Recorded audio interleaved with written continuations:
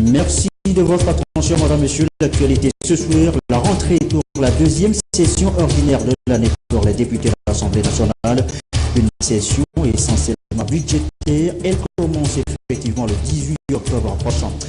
La rentrée dans l'enseignement, un jour plus tôt, le 17 octobre, l'enseignement technique pourrait bien introduire une nouvelle discipline dans cette filière, la formation d'énergie solaire. L'idée fait son chemin. Manuel est à l'étude depuis ce matin. Enfin, affirme la rentrée au pays avec le grand prix de la fierté continentale. La vedette de la chanson togolaise a été honorée à Bamako au Kwama Award 16e édition. Le prix récompense les femmes, des médias et de la musique, affirme là notre invité ce soir. Voilà, madame, monsieur, le sommaire, bienvenue. Voici le journal. Bonsoir à tous. Le président de la République Faure Gnassingbé effectue depuis hier lundi une visite d'État en République fédérale démocratique d'Éthiopie. Le Togo et l'Éthiopie ouvrent ainsi le contact diplomatique et c'est la première visite bilatérale du chef de l'État en Éthiopie. Ce matin, au National Palace, le chef de l'État a été accueilli par le Premier ministre éthiopien Haïlé Mariam Desalegn. Après les cérémoniales d'accueil, les deux dirigeants se sont entretenus sur la coopération entre les deux pays. Nous reviendrons tout à l'heure en images sur le sujet avec notre envoyé spécial Addis Abeba. Sur place, ici au Togo, à l'Assemblée nationale, les députés ont fait leur entrée parlementaire. Nous l'annoncions tout à l'heure en titre. C'est pour le compte de la deuxième session ordinaire de l'année. Une session essentiellement budgétaire. Emmanuel Adiaglo, Augustin Corsi avec Pierre Tessoupo. Après l'intercession, ils sont de retour à l'hémicycle.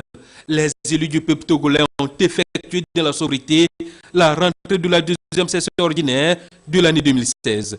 Une session dite budgétaire qui sera consacrée à l'analyse et à l'adoption éventuelle de la loi de finances exercice 2017. Et le contexte se veut particulier. Le Togo s'apprête à accueillir du 10 au 15 octobre le sommet de l'Union africaine sur la sécurité, la sûreté maritime et le développement en Afrique. Le président de l'Assemblée nationale, Dama Dramani, a rappelé les circonstances de l'événement avant de convier la représentation nationale à se joindre aux forces vives du pays pour la réussite de ce rendez-vous international. Je voudrais ici rendre un hommage mérité au nom des élus du peuple, au président de la République, chef de l'État, son Excellence Faure Gnassingbé, pour son leadership, son engagement et sa détermination à préserver un climat de paix qui permette à notre pays de poursuivre sa marche résolue vers l'émergence. Le Togo, en effet, a fait des avancées significatives sous la conduite du président de la République en matière de gouvernance politique, économique, sociale et culturelle. Nous saluons particulièrement les succès de la diplomatie togolaise active et efficace qui a permis au Togo, notre pays, d'imposer le respect, de retrouver et d'occuper toute sa place dans le concert des nations. Ce sommet qui se réunit dans notre capitale avec le soutien de l'Union africaine, de l'Union européenne, des Nations unies et aussi avec l'appui de nombreux pays amis du Togo en est une preuve éloquente. Il est également le signe de la confiance et du sérieux que le Togo inspire à la communauté internationale. Aussi, voudrais-je, en votre nom, adresser nos chaleureuses félicitations au chef de l'État, au gouvernement pour ce succès diplomatique. Bien entendu, je salue personnellement le travail accompli par les députés pour accompagner l'exécutif à travers le vote de plusieurs textes de loi relatifs aux thématiques de la conférence, affirmant ainsi le leadership du Togo en la matière. Je saisis aussi l'occasion pour inviter toutes les composantes de notre peuple à faire honneur à la réputation de notre pays, reconnu pour son hospitalité légendaire, afin de réserver un accueil authentiquement africain, j'allais dire authentiquement togolais, à nos hôtes. Nous, Togolais, devons être capables de privilégier l'intérêt général afin d'apporter avec patriotisme, chacun à sa place, notre contribution à la réussite de ce sommet. Dama Dramani a également salué la disponibilité des députés qui ont interrompu leurs vacances à 3 reprises pour des sessions extraordinaires. Des séances de travail qui leur ont permis d'adopter en urgence plusieurs textes de loi. Cette deuxième session ordinaire a lieu également à la veille de la rentrée scolaire au Togo et le président du Parlement a tenu à souhaiter une bonne rentrée scolaire aux acteurs de l'éducation. Je tiens à adresser mes chaleureuses félicitations au personnel enseignant pour avoir accompli avec un sens aigu de responsabilité la noble mission durant l'année scolaire écoulée et les exhorter à poursuivre cette année encore dans un climat apaisé qui honore notre pays et leur corps. La session prendra aussi en compte, en dehors du projet de budget général de l'État, exercice 2017, plusieurs autres projets de loi. Voilà, et on reparle du sommet sur la sécurité maritime dans un instant dans le courant de cette édition. Nous vous l'annoncions tout à l'heure, le président de la République, Faure Gnassingbé, effectue depuis ce lundi une visite d'État en République fédérale démocratique d'Éthiopie. Le Togo et l'Éthiopie ouvrent ainsi leurs contacts diplomatiques et c'est la toute première visite bilatérale du président Faure Gnassingbé en Éthiopie. Ce matin, au National Palace, le chef de l'État a été accueilli par le Premier ministre éthiopien Haïlé Mariam Délassène. Après les cérémoniales d'accueil, les deux dirigeants se sont entretenus sur la coopération entre les deux pays. Les précisions avec notre envoyé spécial Joseph Farmido. La République fédérale démocratique d'Éthiopie ouvre la plus haute forme de contact diplomatique de leurs relations. C'est la manifestation concrète des liens entre le Togo et l'Éthiopie et de l'intérêt accordé par les deux États à cette relation d'amitié et de partenariat mutuellement bénéfique. Et c'est la première visite bilatérale du président Faure Gnassingbé en Éthiopie. Au National Palace, la parade de la garde nationale et l'accueil réservé au chef de l'État par le Premier ministre éthiopien Haïlé Mariam Délassène illustre bien la coopération et l'amitié entre le Togo et l'Éthiopie.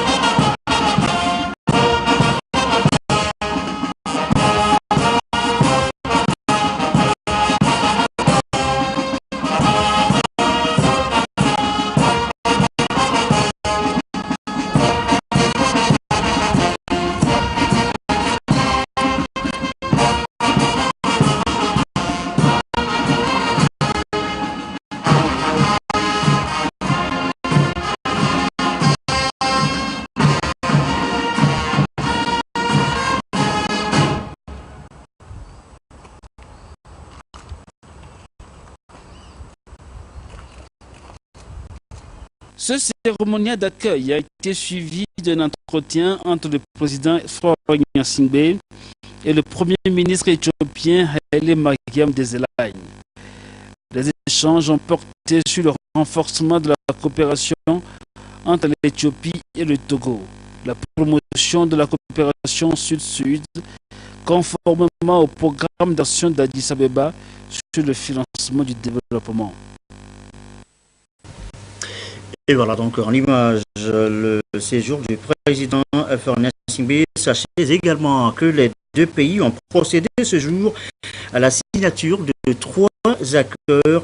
Le premier a porté sur la coopération culturelle, le second sur le tourisme et le troisième accord est un mémorandum d'entente portant création d'une commission mixte entre les deux pays.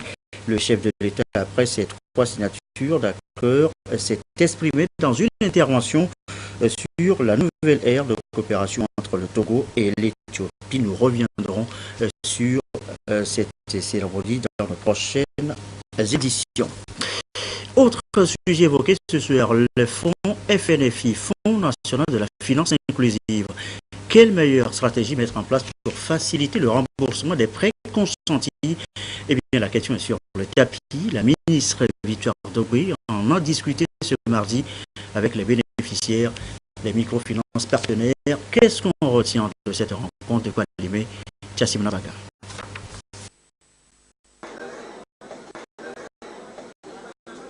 En 2015, 1575 personnes des plateaux ouest, Agou, Danyi, Kloto et Pelé ont bénéficié du produit APSEF, accès des pauvres aux services financiers du FNFI, Fonds national de la finance inclusive.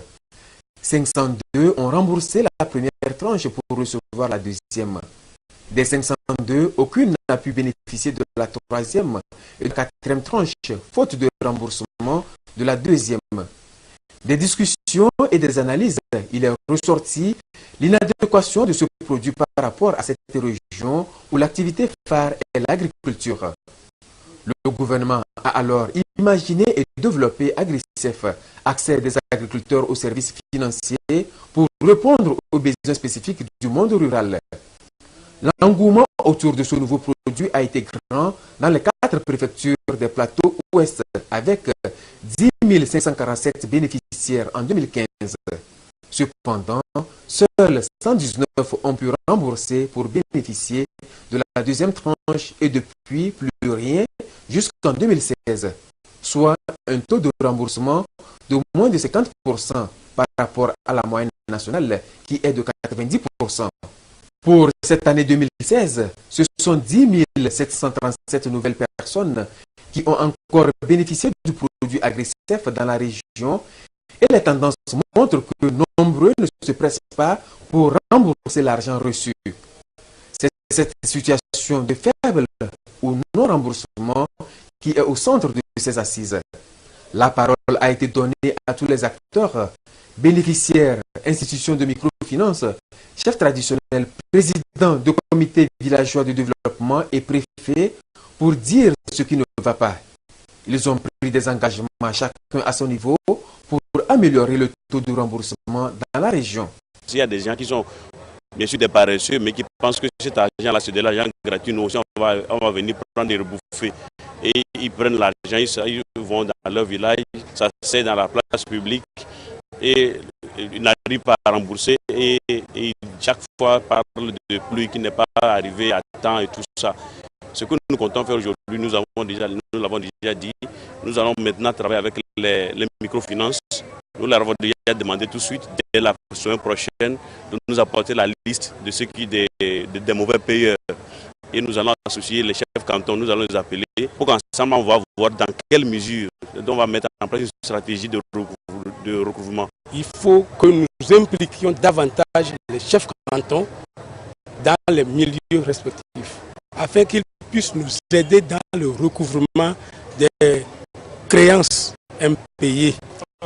Ce que le président a fait, c'est bon pour nous les femmes. Parce que nous sommes là, nous ne travaillons pas. Nous sommes restés. Et puis, il voit nos femmes on va nous aider pour faire notre activité. C'est bon pour moi. Moi, j'ai appris l'argent, j'ai remboursé ça. Le Fonds national de la finance inclusive FNFI, avec ses différents produits, APSEF, AgriCEF et AGICEF, est une initiative originale, pertinente et ambitieuse du gouvernement pour lutter contre la pauvreté au Togo. L'enjeu est donc de taille et il n'est pas question d'annihiler les efforts du gouvernement dont le souci permanent est d'offrir les meilleures conditions de vie aux populations à la base, a martelé Mme Sidé Mehodogbe, ministre du Développement à la base. Elle a invité ceux qui traînent les pas à rembourser dans les meilleurs délais leur crédit afin de ne pas constituer des blocages pour les autres demandeurs. Nous avons noté que les performances en termes de remboursement ne sont pas encore très bonnes. Les raisons qui expliquent cela, c'est la mauvaise pluviométrie de l'année dernière, mais c'est surtout aussi le fait que la sensibilisation n'est pas encore tout à fait cela. Et nous avons convenu avec les acteurs de nous engager tous pour que on fasse plus de sensibilisation, pour que tout le monde, tous les bénéficiaires comprennent que ces produits qui sont mis en place, c'est justement pour nous aider à sortir de la pauvreté, à nous occuper, à développer des activités génératrices de revenus. Et donc, il faut absolument travailler avec ces différents crédits, rembourser dans les délais pour permettre aux microfinances de pouvoir procéder au renouvellement et toucher d'autres bénéficiaires. Donc, le message, c'est un message du président de la République et de tout le gouvernement que les produits APSEF, AgriCEF, AGICEF sont des microcrédits qui sont destinés à aider les pauvres à s'occuper, à sortir de la pauvreté, mais que le message aussi, c'est que c'est des produits qui doivent être remboursés. Lancé en janvier 2014 par le chef de l'État, le FNFI octroie des crédits allant de 30 à 300 000 francs CFA aux populations pauvres exclues du système financier. En 2016, plus de 700 000 personnes ont vu leurs conditions de vie changer positivement grâce au FNFI.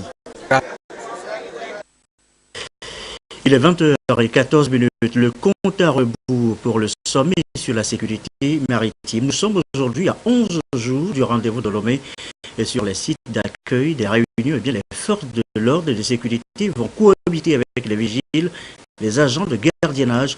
Comment faciliter donc cette cohabitation, le rôle précis de ces agents privés de surveillance? Eh bien, le ministre colonel Léac a eu une séance de travail avec les responsables de ces sociétés privées de surveillance et de gardiennage. Le compte rendu et de M. Soukou.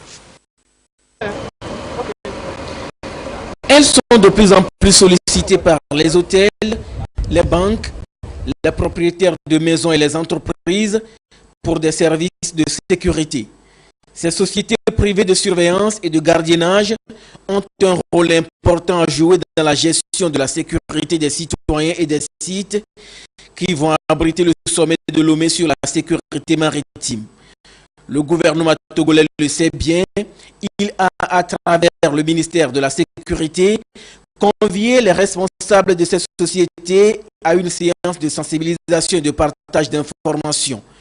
Ces agents, où qu'ils se trouvent, doivent augmenter leur niveau de vigilance et d'alerte aux côtés des forces de l'ordre et de sécurité.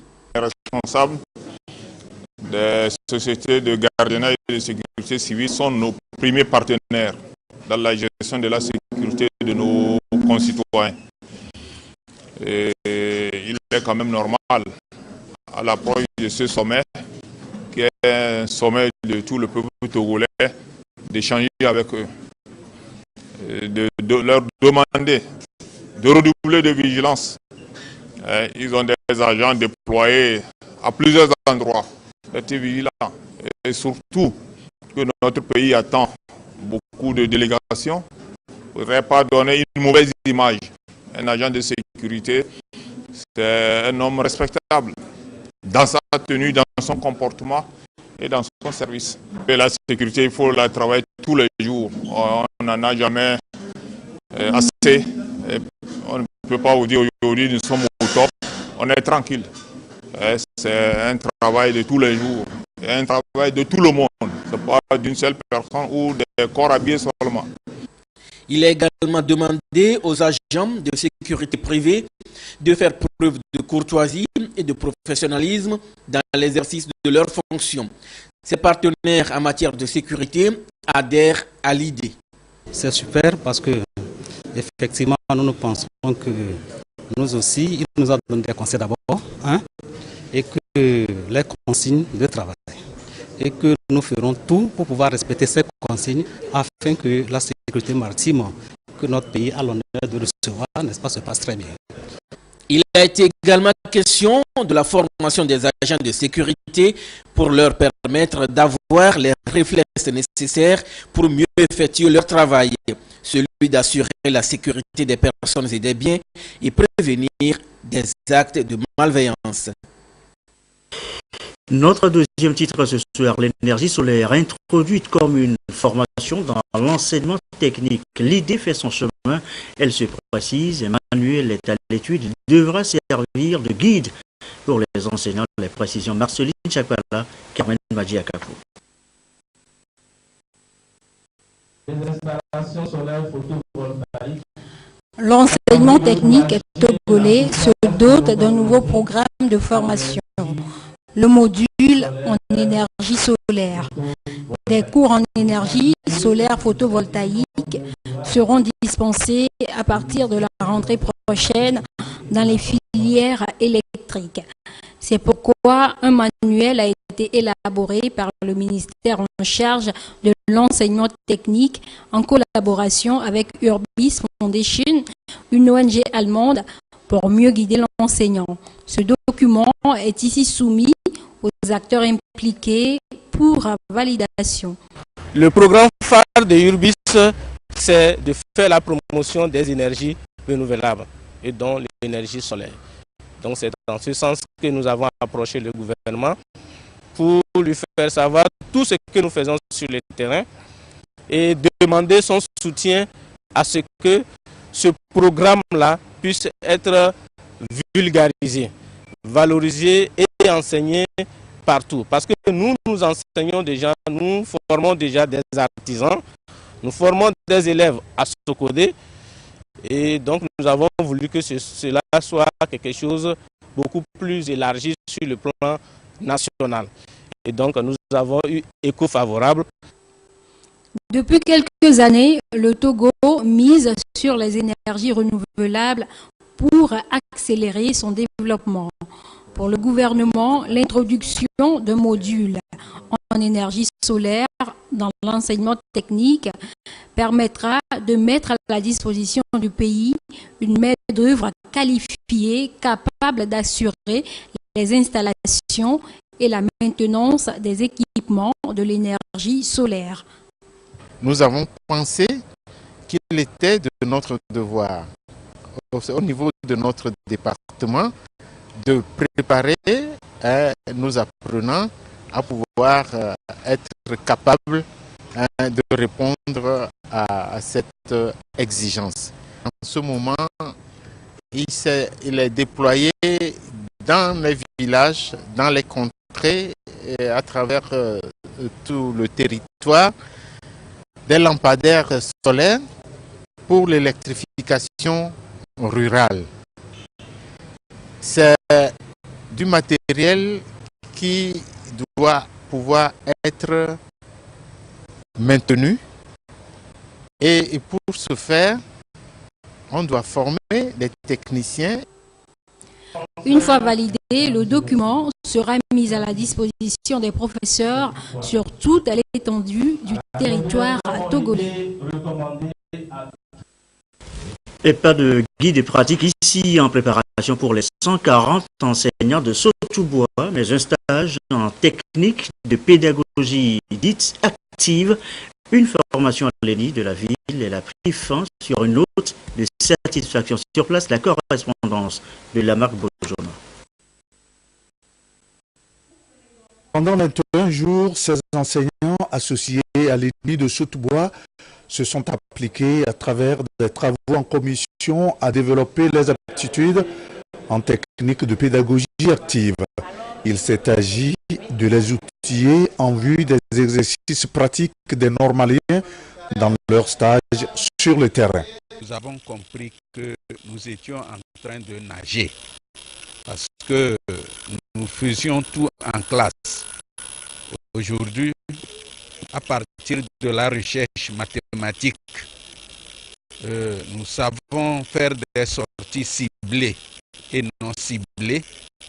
En langue et communication également, nous savons rédiger les journaux, les tests libres, l'entretien du matin, en études du milieu aussi. Nous sommes sortis, nous avons compris que pour que l'enfant apprenne, il faut qu'il touche du doigt, il faut qu'il contemple, il faut qu'il découvre. Nous avons eu toutes ces techniques et nous comptons mettre cela en jeu. Cette session de renforcement des capacités des enseignants des écoles associées à l'ENI de Saute-Bois est initiée par la direction des formations du ministère des enseignements primaires, secondaires et de la formation professionnelle. Elle s'est achevée sur une note de satisfaction générale. Le ministère a trouvé comme stratégie de passer par l'amélioration de la qualité de la formation des élèves instituteurs dans les ENI. C'est pour cela que le projet a été élaboré pour que désormais dans les ENI, les élèves instituteurs soient formés à des techniques de pédagogie active pour conduire les classes en pédagogie active pour que les enfants soient véritablement acteurs et auteurs de leur propre apprentissage. À la clôture de cette formation, les intervenants ont saisi l'occasion pour exprimer leur remerciement aux partenaires techniques et financiers qui est le Centre international de pédagogie active de France. On reste dans la région centrale, mais sur un tout autre registre maintenant. Sachez que la HAC, la haute autorité de l'audiovisuel et de la communication, a rencontré sur place les médias de la région, rencontre de prise de contact. La marque Beaujour.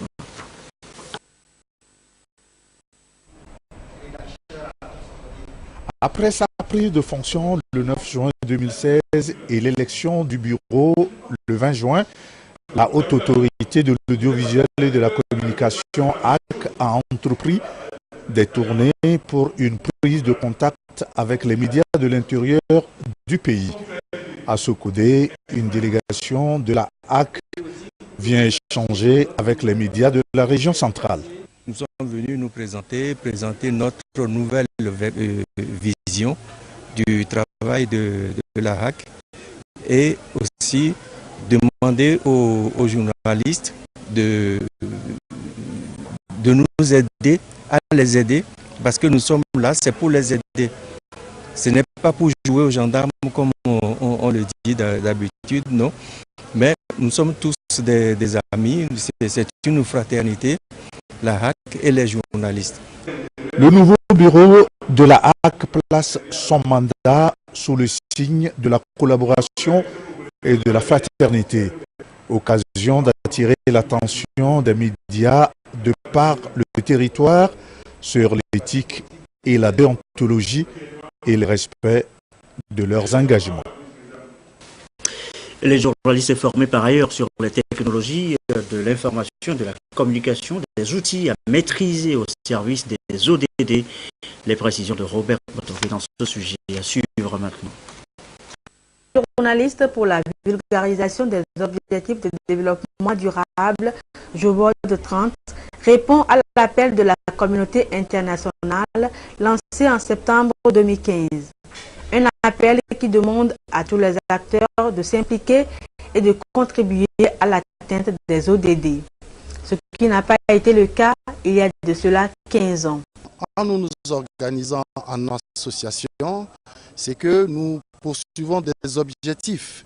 Et ces objectifs-là, c'est d'accompagner tous les projets, tous les programmes afférents aux ODD pour que les Togolais puissent savoir ce qui se passe, pour que ceux-là même qui sont les cibles de ces objectifs de développement durable, je veux parler des populations vulnérables, s'impliquent dans l'exécution de ces programmes-là.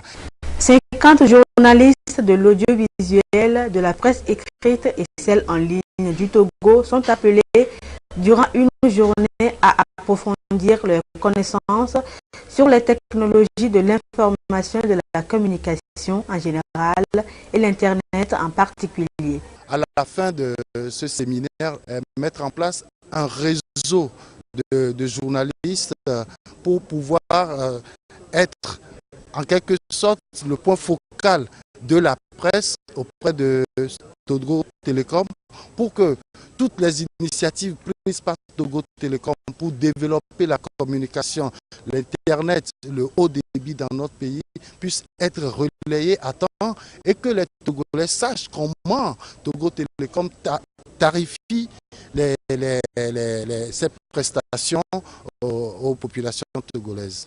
Focus sur le câble sous-marin CAD du Togo, le réseau national en fibre optique de Togo Télécom, les TIC et les ODD sont les grands exposés que vont présenter la société de téléphonie Togo Télécom et l'expert du système des Nations Unies. Le secrétaire général du ministère de la Communication a saisi l'occasion pour exhorter les professionnels des médias à œuvrer pour la réussite du sommet sur la sûreté, la sécurité maritime et le développement en Afrique qui se tiendra à Lomé du 10 au 15 octobre 2016. La musique maintenant, la musique togolaise, la musique d'Afiamala, une nouvelle fois portée haute, couronnée à Bamako après 42 ans de carrière. Bamako, capitale de la 16e édition des Kwama Awards. Afiamala fait grand prix de la fierté continentale. Nous n'en sommes pas peu fiers. Reportage Augustin Kossi et Miabalo.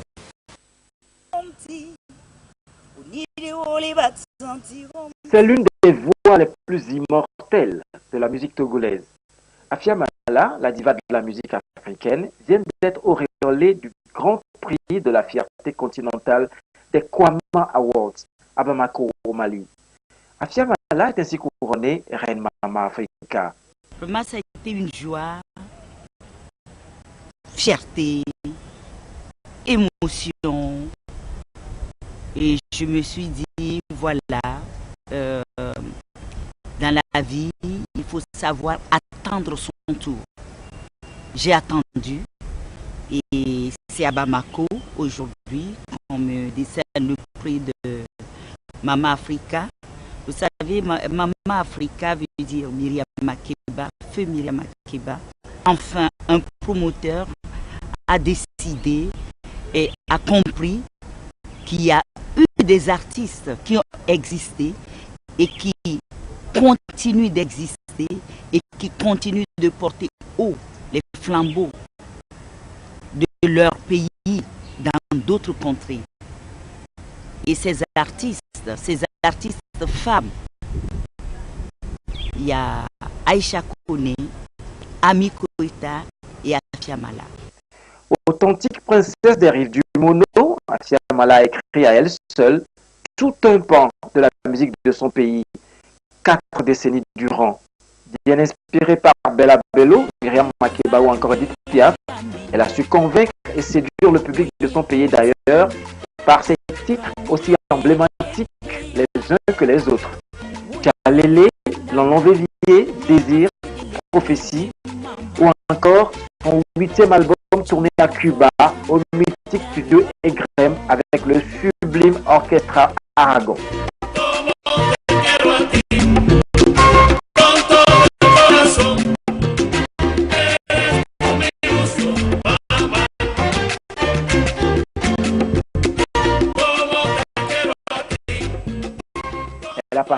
son temps à produire, chercher et innover. Sa passion, c'est aussi les enfants. La couronne de Mama Africa est pour elle non seulement une distinction, mais aussi une charge, une responsabilité. C'est une grande responsabilité. En tant que maman, avec ma fondation Vie et Vivre, j'ai quand même construit des écoles au Togo. J'ai aujourd'hui 400 enfants qui sont à ma charge. Mama Africa vient encore me donner ce courage et cette passion que j'ai toujours eu pour la culture, pour la musique et pour les enfants. Auteur, compositeur, interprète, celle qui porte avec fierté le titre de reine de la musique togolaise a été primée et distinguée à de nombreuses reprises à travers divers prix musicaux en Afrique.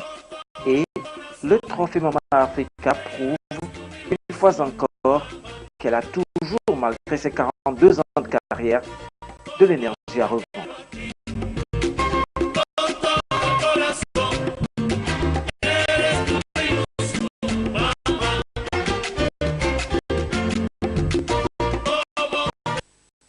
Et voilà, nous sommes avec l'artiste, la vedette de la musique togolaise, Afiamala. Bonsoir.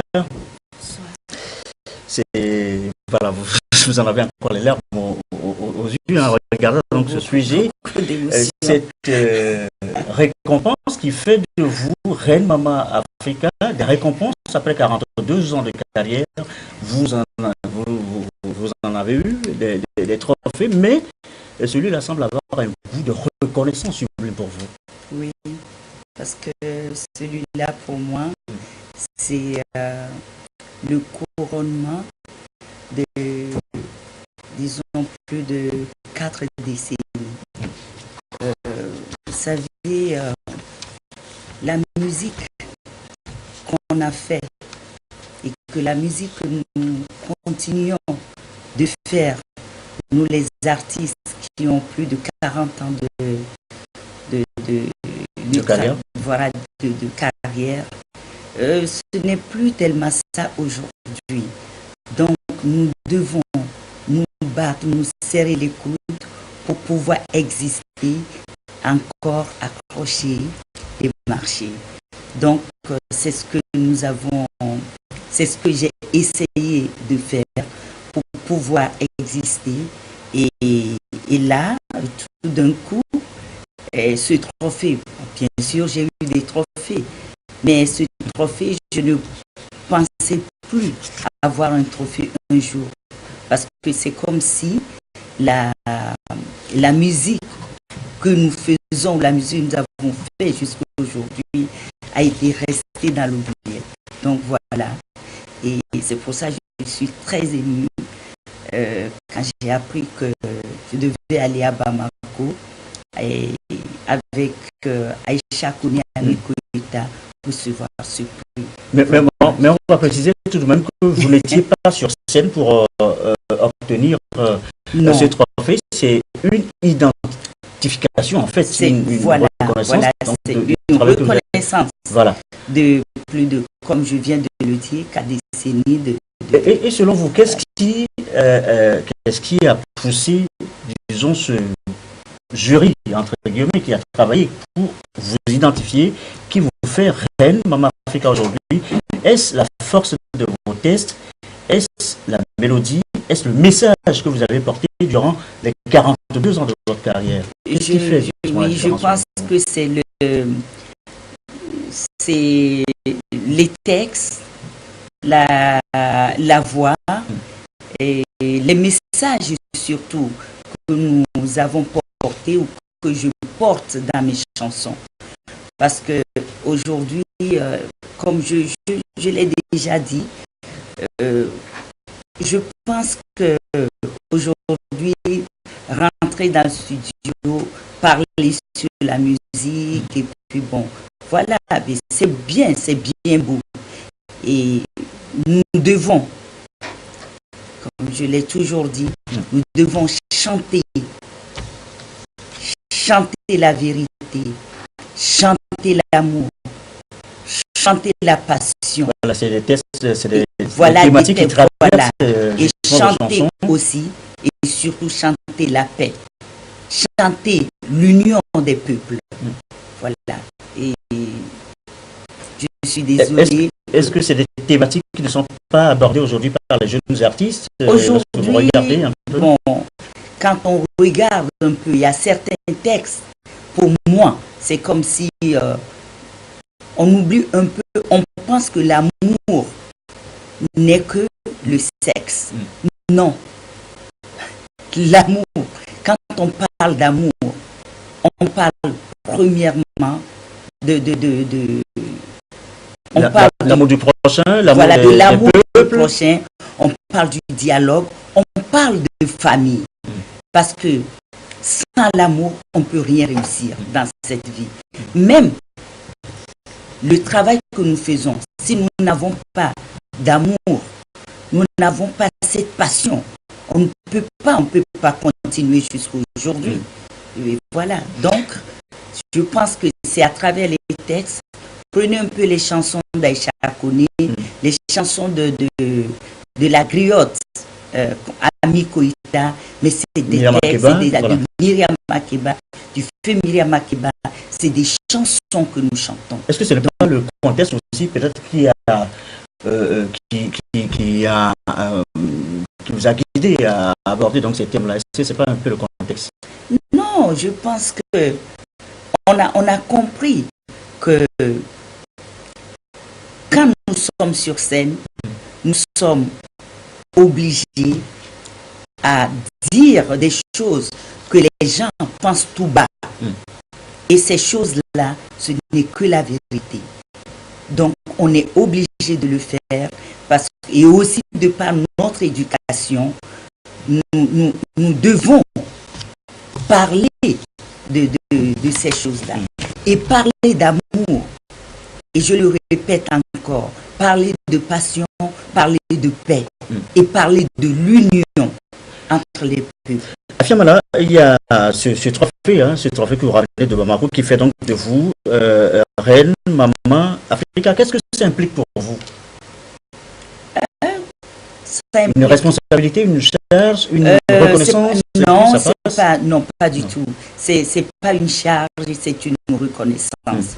Parce que ça ne fait qu'une continuité de ce que je fais déjà ou ce que nous, les femmes, nous faisons déjà.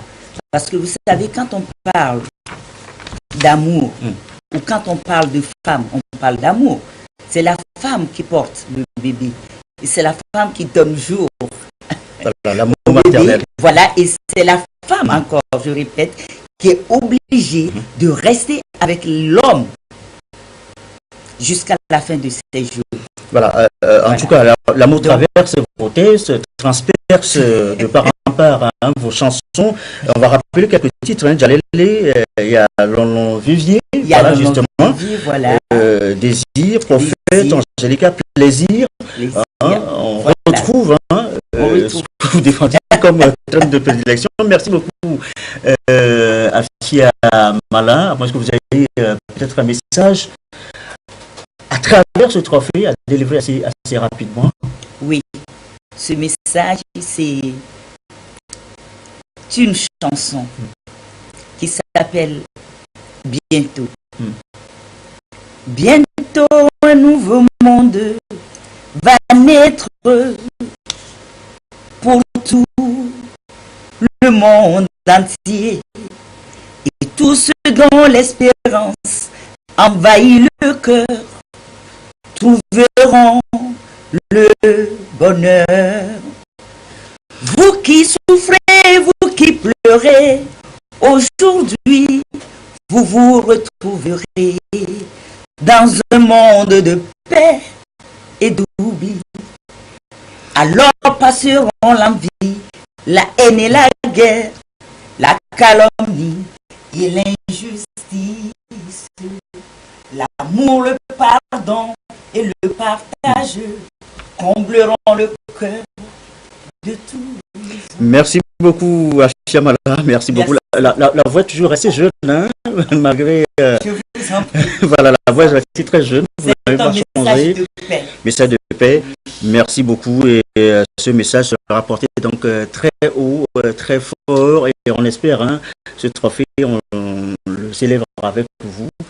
Et le jour de votre décoration aussi, peut-être, on sera là, hein, pour célébrer cela. Oh, merci. Vous le méritez. Je vais décorer. Voilà, merci. Merci beaucoup, Afia Mala. C'est la fin de cette édition du soir. Je vous souhaite une très très belle soirée.